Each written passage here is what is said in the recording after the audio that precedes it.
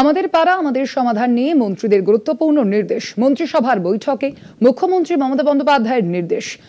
এলাকার শিবিরে হাজির থাকতে নির্দেশ দেওয়া হয়েছে ইতিমধ্যেই মন্ত্রীদের এবং প্রতি সপ্তাহে অন্তত একবার মন্ত্রীদের হাজিরা দেওয়ার নির্দেশও দেওয়া হয়েছে। মন্ত্রিসভার বৈঠকে মুখ্যমন্ত্রীর তরফ থেকে এমনটাই নির্দেশ দেওয়া হয়েছে। মন্ত্রীদের উদ্দেশ্যে আপনাদের জানিয়ে রাখি, এলাকায় শিবিরে হাজির থাকতে নির্দেশ দেওয়া হয়েছে মন্ত্রীদের। আমরা দেখেছি একেবারে সম্প্রতি আমাদের পাড়া আমাদের সমাধান যে কর্মসূচি, সেই কর্মসূচির ঘোষণা করেছেন মুখ্যমন্ত্রী মমতা বন্দ্যোপাধ্যায় এবং সেই কর্মসূচি অনুযায়ী এবার মন্ত্রীদের উদ্দেশ্যে গুরুত্বপূর্ণ নির্দেশ দিলেন মুখ্যমন্ত্রী মমতা বন্দ্যোপাধ্যায়।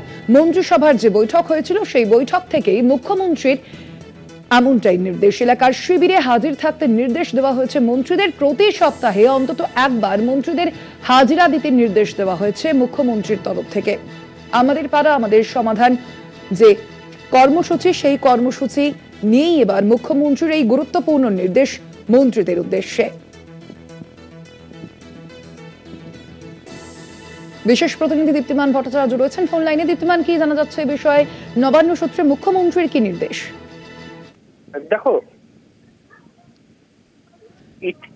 ইতিমধ্যেই কিন্তু মুখ্যমন্ত্রী আজকে ক্যাবিনেট বৈঠকের সময় কিন্তু প্রত্যেককেই সেই চিঠি ধরিয়ে দিয়েছেন এবং সেই চিঠিটা দিয়ে মুখ্যমন্ত্রী বলেছেন যে প্রত্যেককে কিন্তু এই আমাদের পাড়া আমাদের সমাধানে কিন্তু তাদেরকে বিভিন্ন জায়গায় যেতে হবে। প্রত্যেকের নামে একটি করে জেলা এবং কয়েকটি জেলা যেগুলো বড় জেলা রয়েছে সেখানে দুজন করে মন্ত্রীকে দায়িত্ব দেওয়া হয়েছে। সেই হিসাবে প্রত্যেকে বলা হয়েছে প্রত্যেকের সপ্তাহে যেন তারা সেই জেলা ভিজিট করেন, সেখানে যান, প্রত্যেকটা জেলায় তারা যান এবং প্রত্যেকটা জেলায় গিয়ে তারা যেন ডিএমদের সঙ্গে, জেলা শাসকদের সঙ্গে বৈঠক করেন এবং সেখানে শুধু বৈঠক করা নয়, জেলা শাসকদের সঙ্গে তারা যেন কথা বলেন, কথা বলে কি অবস্থা রয়েছে, কোন কোন জায়গায় কোনো অসুবিধা হচ্ছে কিনা, কোন কোন জায়গাগুলো কিভাবে ডেভেলপ আরো ভালো করা যেতে পারে, সেই বিষয় নিয়ে তাদের সঙ্গে প্রত্যেক সপ্তাহে একদিন করে মিটিং করা এবং তারপর সেই রিপোর্ট নিয়ে আসার জন্য তিনি আজকে এই কথাটা তিনি ক্যাবিনেট বৈঠকে বলেছেন।